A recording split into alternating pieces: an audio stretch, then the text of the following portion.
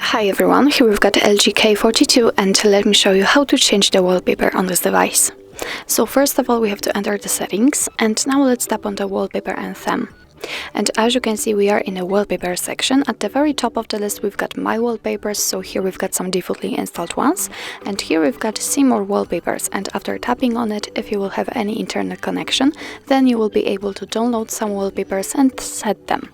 But let me pick something from my wallpapers, so let me tap here, and as you can see here we've got some defaultly installed ones. What's more, here we can tap on the gallery, so we will be transferred to our own photos and we will be set them as a wallpaper. But let me pick something from those options, and let's choose for example this one. In order to check the preview, just tap on it. And as you can see here we've got the preview of the lock screen and home screen.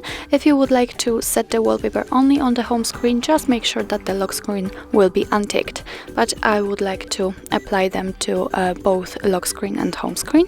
And if you are happy with your choice, just tap on set wallpaper.